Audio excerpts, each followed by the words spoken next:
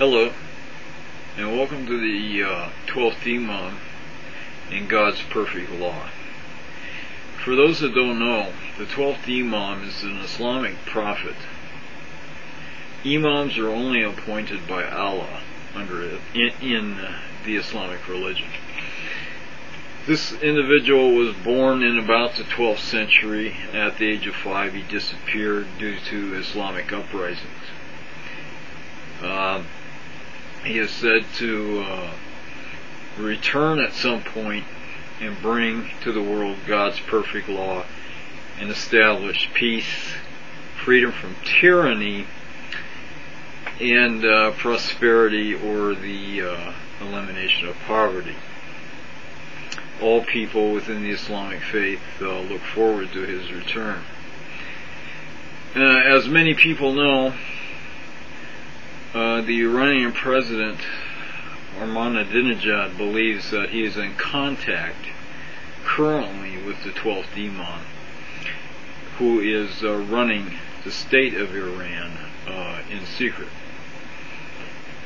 I feel that in light of the Bombay attacks by a group with Islamic ties, particularly to terrorists, that this individual needs to reveal himself to the Iranian people and the world at large. He is making decisions that are costing people's lives and well-being. He is destroying peace. He is destroying prosperity and imposing tyranny. I think it's fair to say the man owes us an explanation as to what his intentions are and his methods. Now, as far as if he is the 12th Imam, why does he not just simply reveal God's perfect laws? God's perfect laws would make sense to everyone simultaneously, as I will illustrate right this very instant. God's perfect law was revealed 2,000 years ago by a man named Jesus Christ. When he revealed this law to his followers, peace and prosperity followed with an automaticity never before seen by these people. That's the reason they flocked to him. That's the reason they were going to pronounce him king in those times.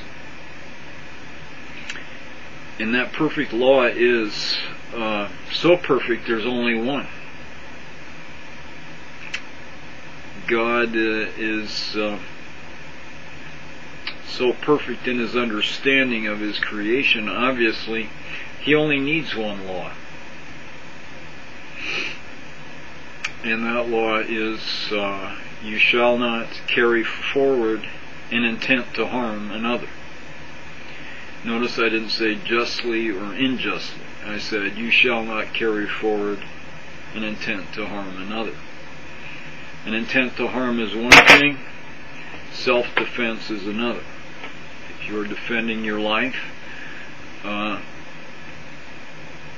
you have the right to use whatever force necessary to prevent your life from being taken or yourself unnecessarily or in any way injured. But you do not have the right to run around like crazed madmen and kill whomever you decide whenever you decide. Now, this is God's perfect law for obvious reasons. One, the individual himself or herself knows whether or not they have an intent to harm. Thus, God knows whether or not you are carrying forward an intent to harm. And if you act upon that intent to harm, or even carrying the intention itself, is a crime against God. Acting upon the intent is a social crime, which must be addressed by the other people within a community or jurisdiction. But Incidentally, those are 2 dimensions, and I've said in other videos there are 3 dimensions to all human activities. There's a spiritual dimension, there's a social dimension, and there's the individual dimension. So, now, if the crime is committed in the individual dimension, it is also committed in the spiritual. It can be committed in the social dimension if that intent to harm is sufficient that you allow others to carry out acts of intent to harm. Then it is also a social crime. Otherwise, it remains in 2 dimensions and it's meaningless to anyone but you and God. And that's why it remains in 2 dimensions. And I could go on and on and on, but this is all pretty obvious to most of us in the Western world. That freedom and prosperity will prevail. People will fight for freedom and prosperity. It is God's intention that man be free. We have already been set free by the man I mentioned earlier, Jesus Christ. We don't need any more messiahs, particularly rampantly murderous, criminal, and cowardly, hiding in the shadows for who knows what reason or for how long or by what means. So,